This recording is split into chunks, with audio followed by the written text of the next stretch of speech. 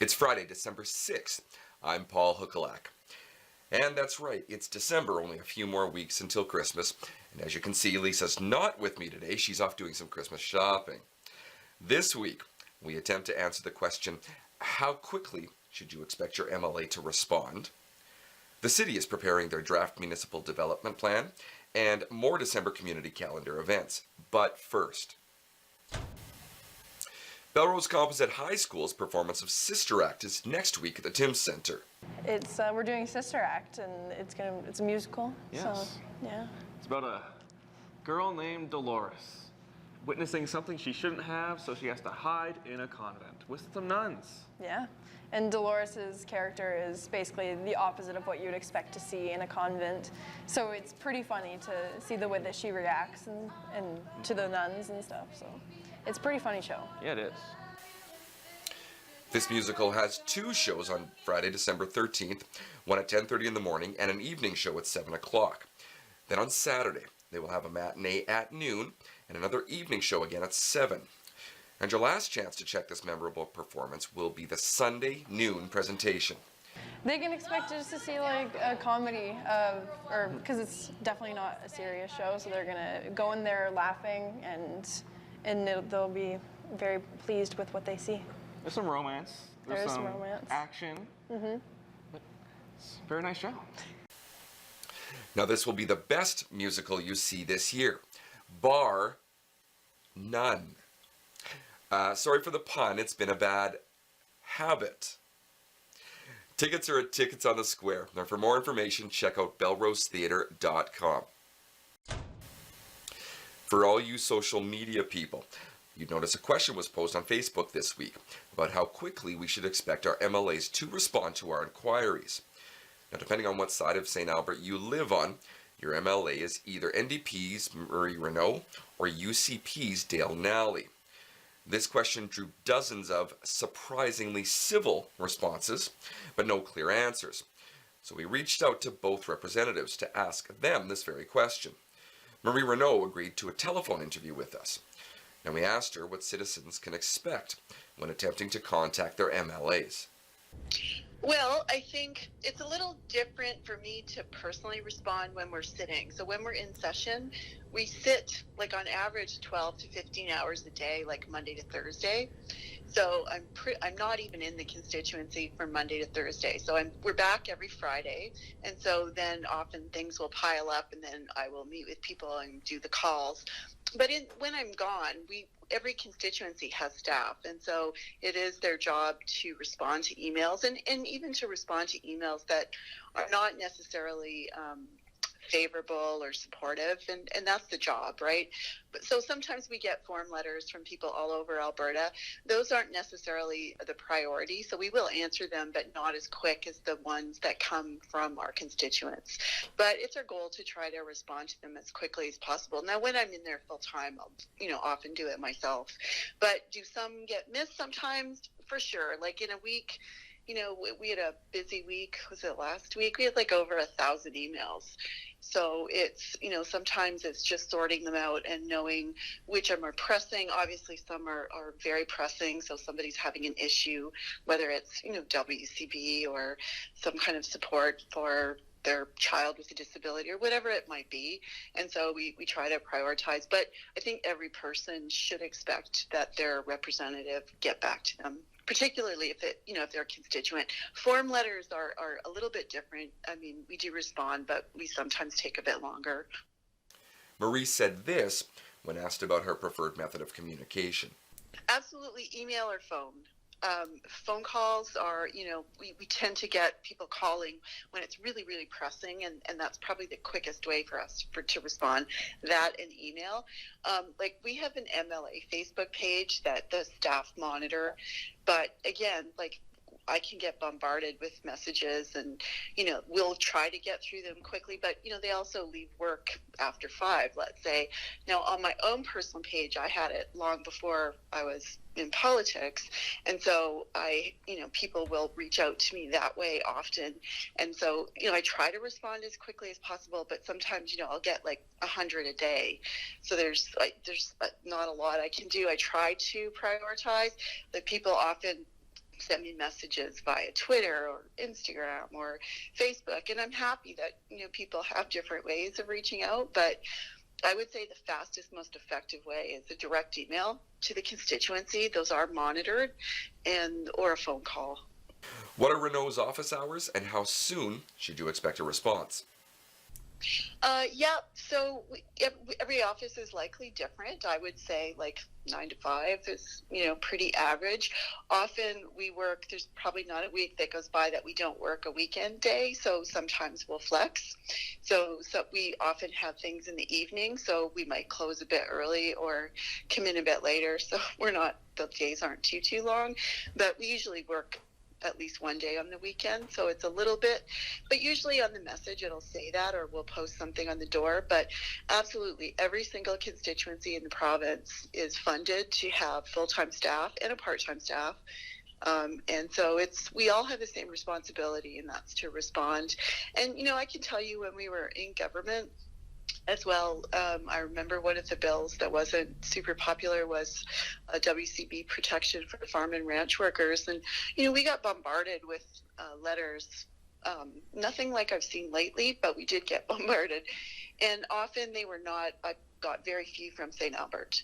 But we did respond. I mean, it takes a little bit longer because they're not from your constituency, but we did respond. I even have anti-abortion groups that send me letters, and we respond to those as well. So I think, every person should expect, our primary function is to represent people, so it's important to be in contact with them. Marie Renault even responded to a Facebook question posed to her about representing everyone in her area. Yeah, so that's, I think that's why it's so important to be in touch with people. And so, I can tell you it's not just people that are supportive or that perhaps voted for me that come in and chat or that need assistance. And even if they need assistance, they needed it 2 years ago and they chose not to vote for me. And that's fine. That's democracy. I think once the election's over, you need to put that aside and understand that it doesn't matter who voted for who, but your job is to represent as best you can. And, it's not easy representing over 50,000 people, but you try to do the best that you can with the information that you have. And of course, you're a person too, and so you have to be able to live with whatever decision that you're making yourself. But, that's sort of the constant balancing act, is to try to be representative for everyone. And I can tell you, regularly people come in and, it's kind of funny. Sometimes they'll preface it with saying, I didn't vote for you, but I need your help. And that's absolutely fine. That's my job. And then Renault offered this piece of advice. No, and I think, I didn't realize before I got elected. I mean, I'd certainly written my share of letters to MLAs or phone calls or meetings. And, I think people don't realize the power of a meeting or a letter. Like, if there is something that is truly bothering someone, or they have an idea even, some people will just share their thoughts and ideas. And it's really important to do that. It doesn't mean that, people will always like the answer, or that I can always change something or do something. But, it's really, really powerful to reach out to your MLA and make sure that you're heard. So I would encourage everyone to do that. It's a little bit overwhelming sometimes, but it's really important for people to do that. Now, contrarily, we made several attempts to contact Dale Nally, including electronically, by phone, and we even made a 45-minute round trip to his Morinville office during scheduled business hours. Hello. Thank you for contacting the Morinville St. Albert constituency office. We are currently unavailable to take your call. If you would please leave your name and phone number, we will get back to you at our earliest convenience. Thank you for your call, and have a great day.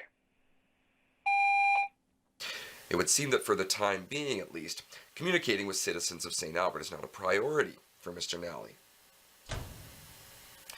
In October of 2018, the City of St. Albert launched Flourish Growing to 100K, which is a project to create a new MDP, or Municipal Development Plan. Now, the MDP is a long-range planning policy document that will set a clear path for how our city will grow and develop into the future. This path guides the city on where the growth will take place, the type of growth we can expect, and what that growth will look like. Now, over the past year, thousands of people from the community have participated in the MDP through numerous engagement opportunities such as open houses, online questionnaires, pop-up booths, roundtable discussions, and photo submissions. The ideas and feedback from the community have shaped and informed the emerging goals and policy directions. The city is working on preparing the draft MDP document to share with the community in the coming months and encourages residents and business owners to get involved by submitting the original photos of St. Albert, which may be featured in the new MDP document. Photos will be accepted until the end of January 2020. Well, alas, gone are the days of having a chiropractor crack your back. At Core Chiropractic, they use an activator, making specific and gentle adjustments, and they are this week's Business Spotlight.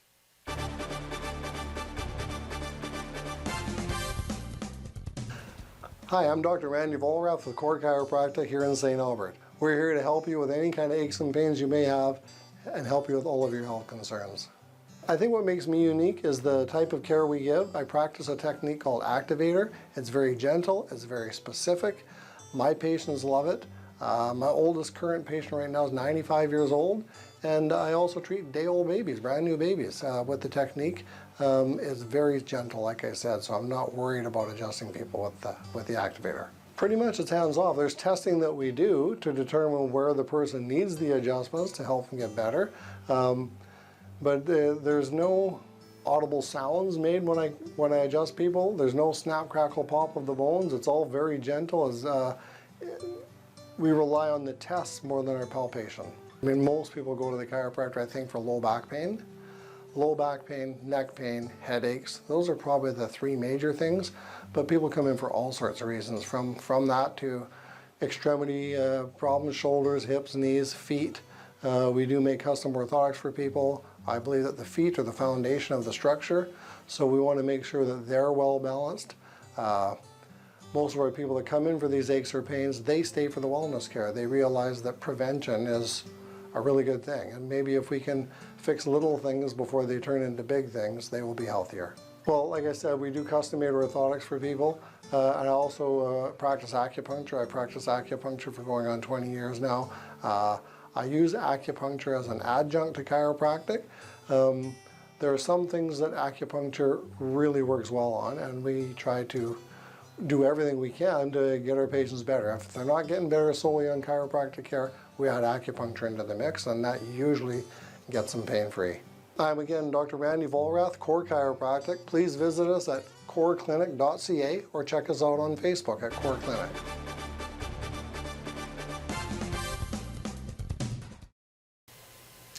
And now for this week's December Community Calendar. This Sunday you can watch the St. Albert Merchants versus the Leduc Riggers at Jerome McGinley Arena. Puck drop there is at 8 p.m. The Christmas Pop-Up, hosted by the St. Albert Seniors Association, runs from December 6th until the 11th. On Tuesday, the Cultural Kitchen Around the World Holiday Potluck will be at the St. Albert Community Village. The potluck begins at 6:30. Wednesday, the St. Albert Seniors Association presents the Happy Home for the Holidays event, which gets underway at 4:30 p.m. From December 12th until the 14th, catch Brainstorm at the Art Gallery of St. Albert. And last but not least, on Friday the 13th, head over to the St. Albert Public Library at 2 p.m. if you're interested in Scrabble, cribbage, and or more. Memory Roth talks to Barry Bailey, the chair of the Arts and Heritage Foundation of St. Albert, in this week's Art in the City.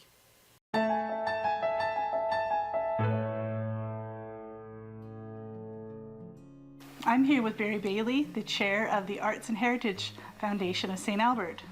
Welcome, Barry.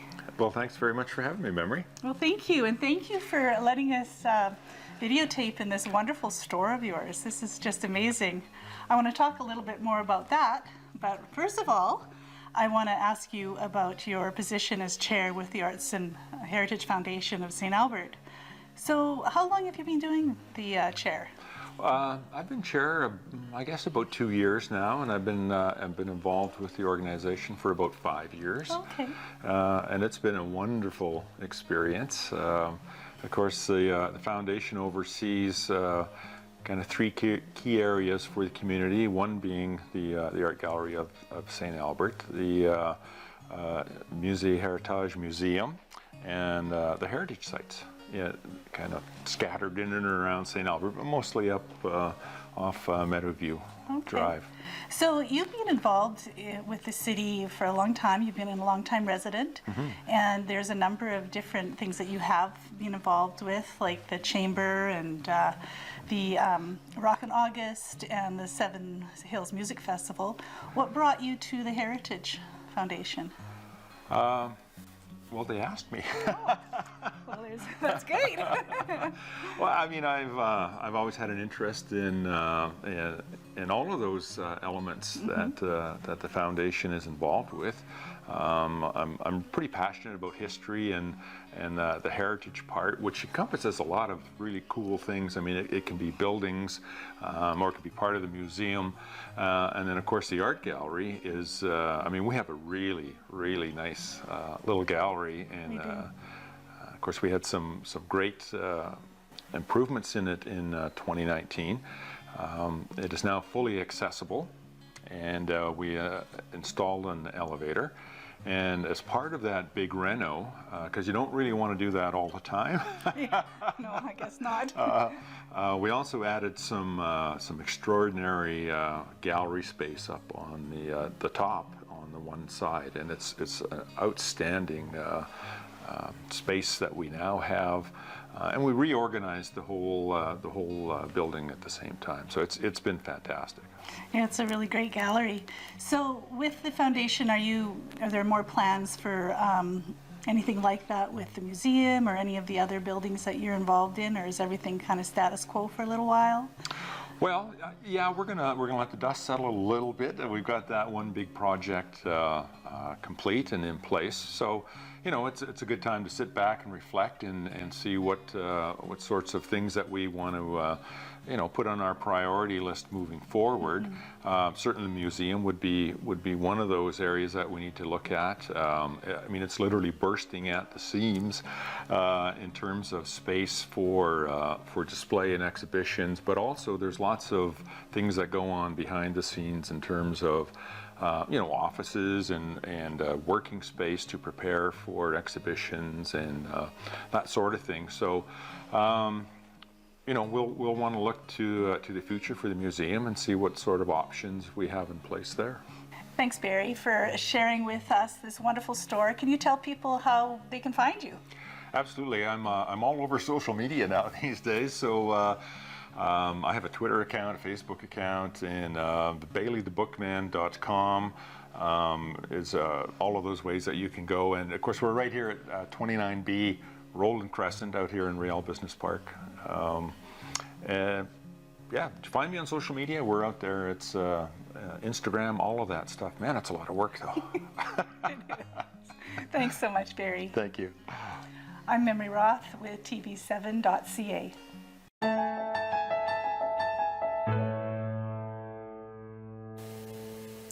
Our city has officially launched a new business retention and expansion survey.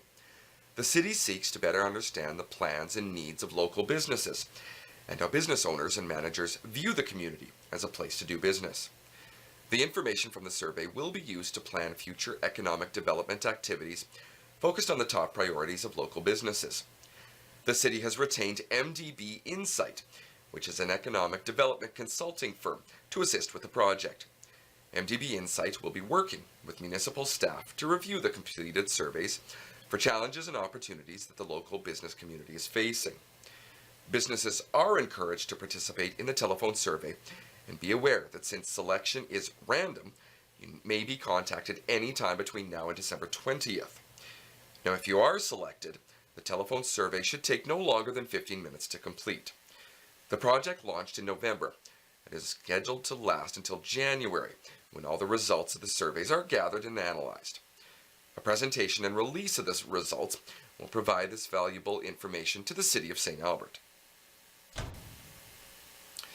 The Canadian Centre for Threat Assessment and Trauma Response has developed a specialized violence threat risk assessment, or a VTRA protocol, to address the need for a multidisciplinary approach to respond to potential threats in our schools and our communities. Now, the city, along with many partners, has declared their continued commitment to participate in specialized VTRA training and the protocol's implementation in future emergency situations which affects our communities. This Wednesday, the committee had a formal signing of the protocol at St. Albert Curling Club. The protocol's development reflects multidisciplinary, scientific research from experts including medical and mental health professionals, law enforcement, and specialists in the field of threat management. The protocol has been previously adopted by organizations across the country, including at mental health institutions, police services, children's aid societies, probation offices and hospitals, along many others. The VTRA model makes use of a broad range of expertise and solidifies the importance of timely collaboration about children or youth who pose a risk of violence towards themselves or to others. And that is it for this week. If you have any community events or news you'd like to share with our viewers, once again, and as always, please send us an email at news@tv7.ca. From all of us here at tv7.ca, Lisa will be back next week. I'm Paul Huckalak. Have an amazing week.